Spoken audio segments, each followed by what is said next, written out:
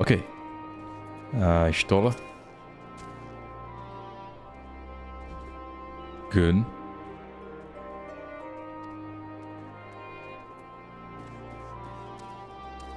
Maxima.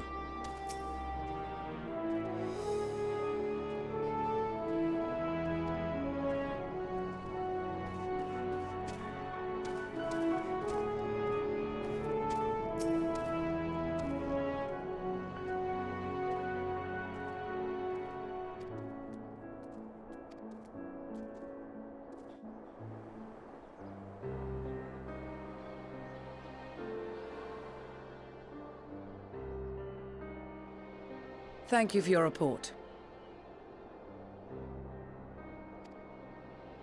We shall inform the troops of these developments, and instruct them to proceed with the utmost caution should they encounter any survivors. Allow me to go and speak with the ones at the victor's spoils. They may be more willing to listen to a fellow Garlean and accept our offer of assistance. If you want to. I pray you are right. And though I am loath to burden you any further, should there be an appropriate occasion to speak of Licinia and her sister, please do so.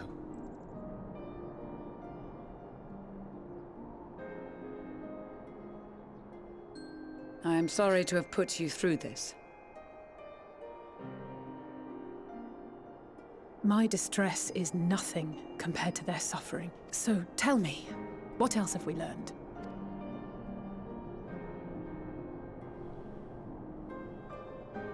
As you may have already heard, we have succeeded in curing the members of the Populares, Maxima identified. They have provided us with some intriguing insights into the current state of Garlemald.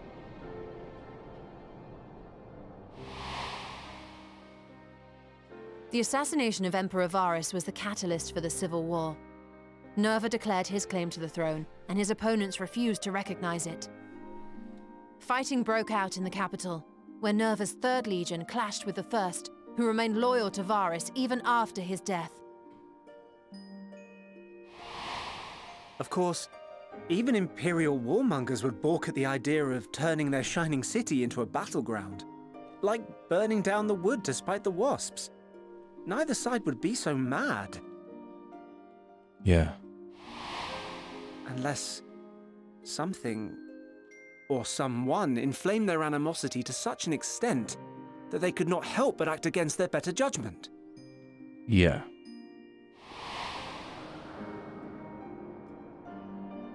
It brings to mind events at the Gimlet Dark, does it not? The Emperor's sudden withdrawal from the front lines, specifically. Nerva and his father, Titus, Varus's then political rival, took advantage of rumors that Crown Prince Zenos had been possessed by a demon. Elidibus, what better way to disparage your enemies than with the truth, or a close enough approximation? Indeed. But before their accusations could be substantiated, many of Titus's followers were silenced. While some were merely stripped of their status, others died under curious circumstances. One after another, suddenly and suspiciously. Again, Elidibus. Like as not, he had a hand in it. No evidence was found to implicate Varus, certainly. Nevertheless, Titus, Nerva, and the 3rd Legion would have judged it a brazen attempt by the Emperor to rid himself of his political enemies. And then, in the midst of this growing turmoil, Varus Sosgalvis is murdered.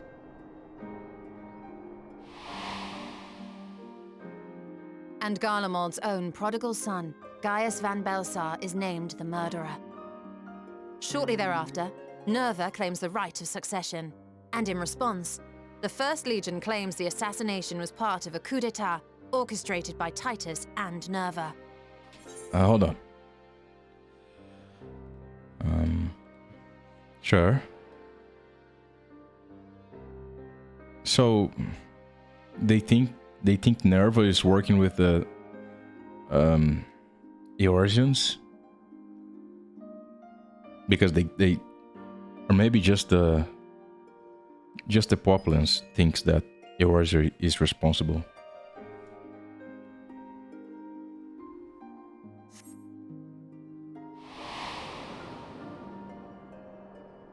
So no one is at fault, and everyone else is to blame. Yeah. I should add that both parties received substantial financial backing, presumably to provide them with the means and encouragement to pursue a swift victory. And that these contributions came from the self-same benefactor. I bet. I'd heard House Brutus had been filling the Third Legion's coffers, but the First as well. It would seem so.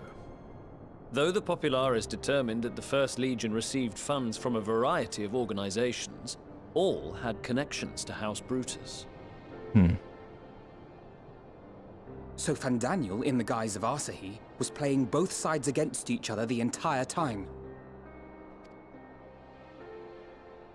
The information we gained from my friends does not end there.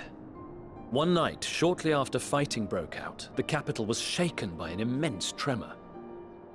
From that point onward, they have no memories, no recollection of any events, including our clash on the Magna Glaciers.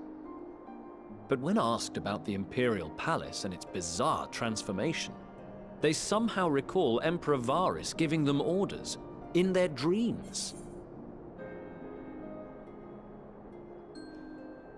That's messed up. That I don't quite understand. Yeah, I don't get that. May the Tower of Babel stand as testament to the glory of Garlemald. Babel. This sounds awfully familiar. Yeah, it sounds like Tower of Babel. We have something to show you all.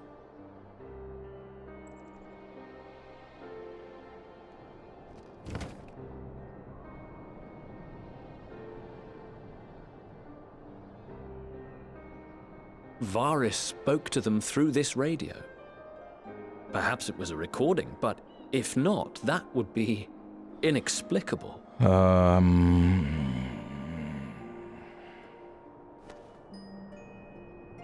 We are of one mind, then. I mean, they could have used The ether that the body. permeates the ore used in this device is almost identical to that of the talismans.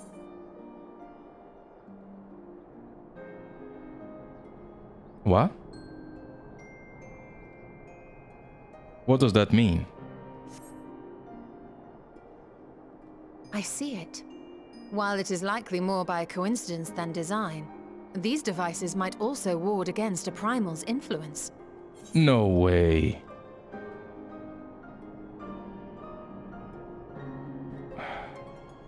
Look, I understand the crystal, the ether being the kind of the same, but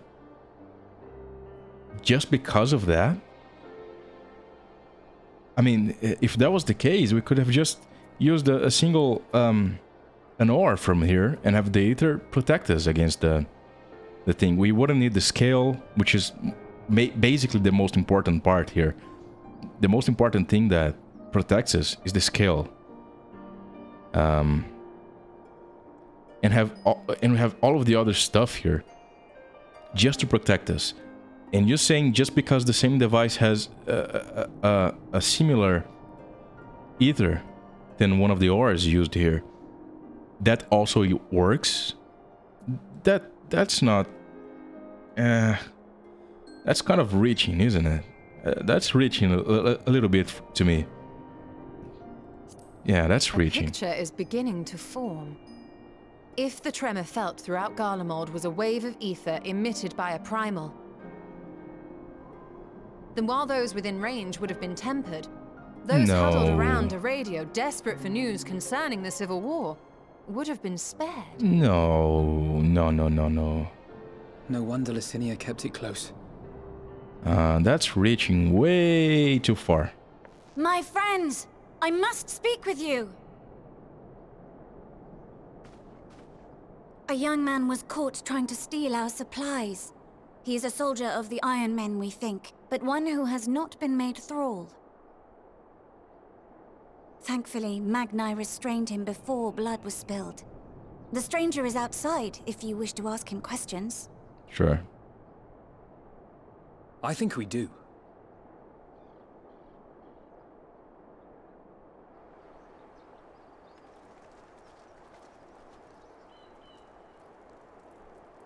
Who do we have here?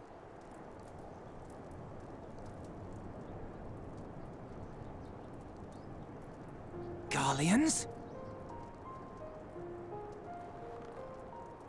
Traitors to your homeland! Have you no shame?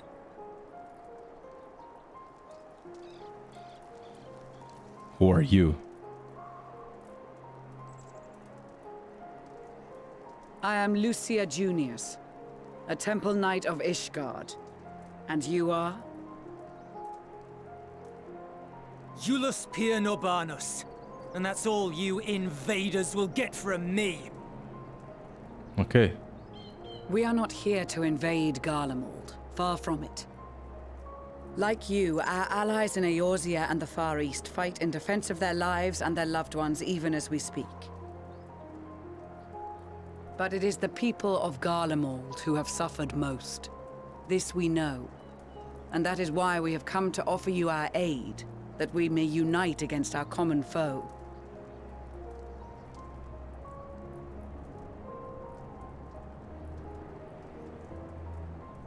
Whether you believe me or not, those are the facts. Now, answer me this. Why would a proud soldier of the Empire be reduced to stealing? The situation must be dire indeed for you to go to such lengths.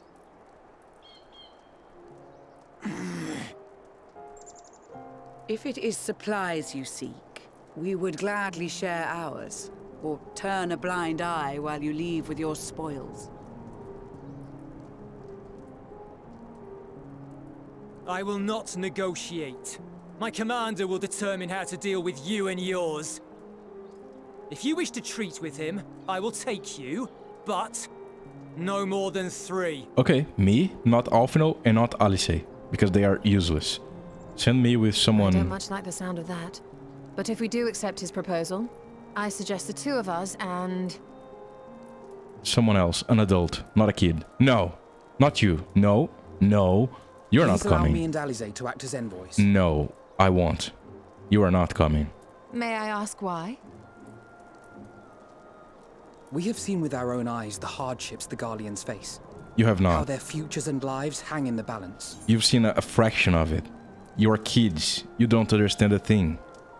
You are naive. No, you're not coming. We need an adult. Someone that has seen war.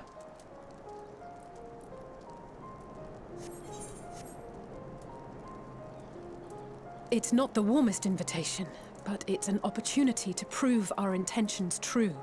Oh, Jesus. Maybe not a chance to make things right. Nobody's gonna but listen a to you. chance to make them better. You are kids. Nobody's gonna listen to you. We need to send in adults.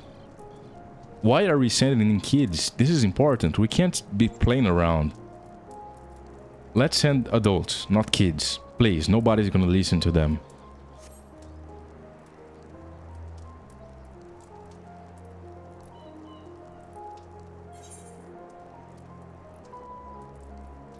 Oh, Jesus. No, not this again.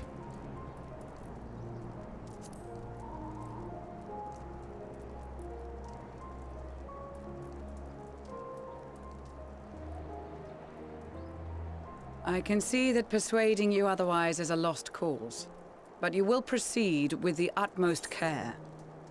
Look, I don't hate Alphino. He's kind of a good character. But I swear, every single time that I hated something about this game, it was something to do with an Alphino quest. Every single time, it was an Alphino quest.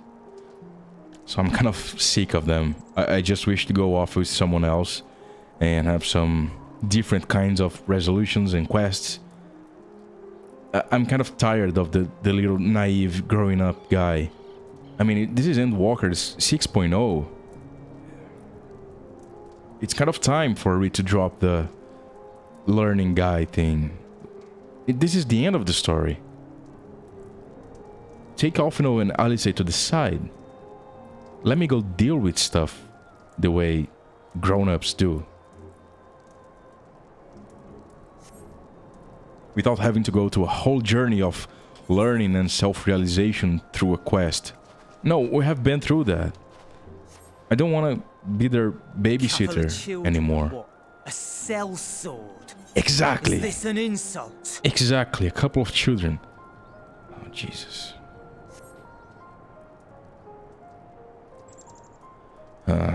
Not in the least. You will find that they are more than qualified to speak on our behalf. I doubt that. I really doubt that. Who elected them There are as the many ambassadors? dangers on the road ahead.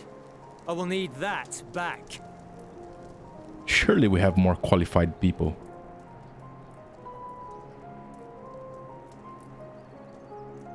Stola is a great speaker. Send Stola. Who else? Maxima, of course, because he's guardian. Stola, Maxima, and who else? Either me or someone else, but Jesus Christ.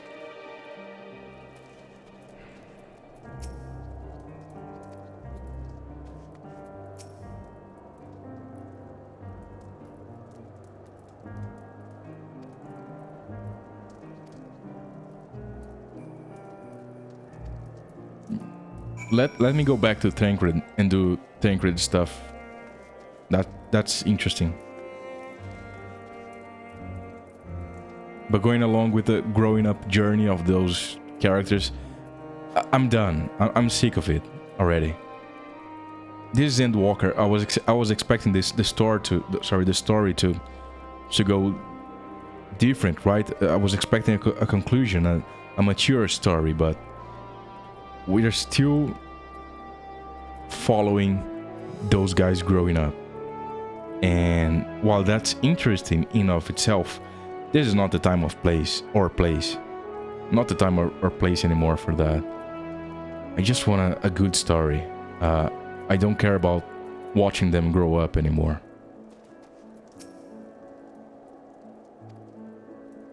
I guess the children are.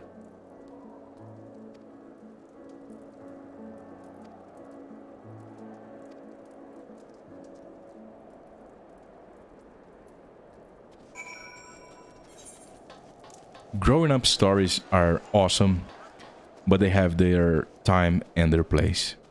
This is not it.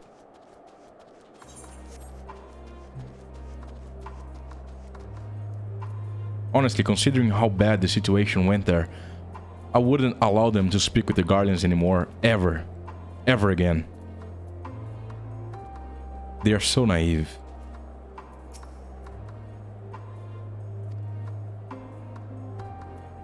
They are not fit to deal with the real-world scenarios like this.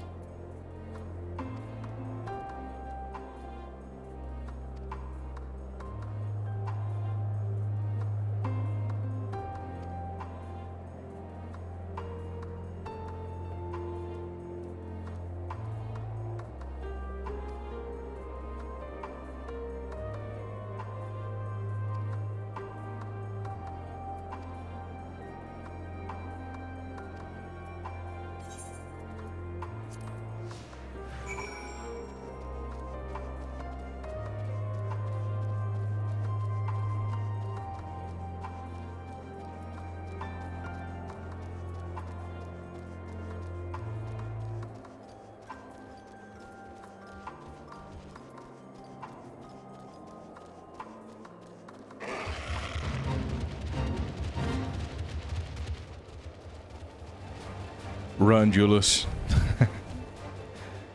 There's a 4-meter high bear, or 3 meters, I don't know, following you.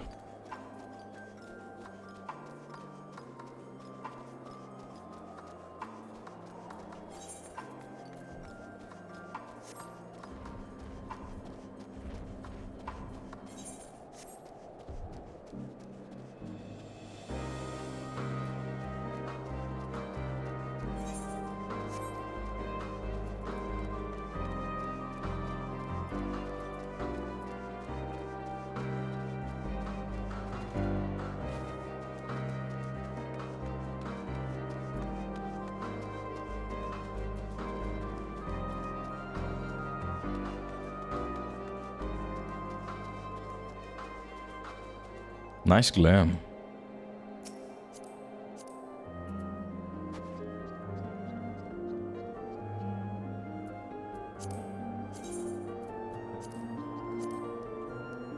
Yeah, that spear is very cool.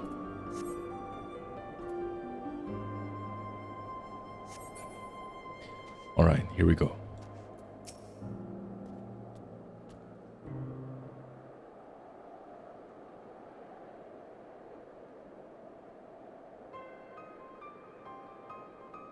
The first stop.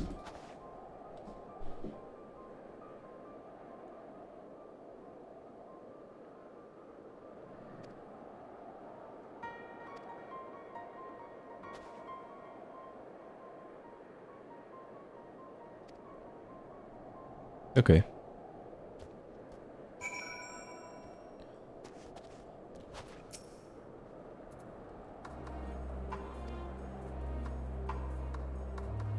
The Afflicted.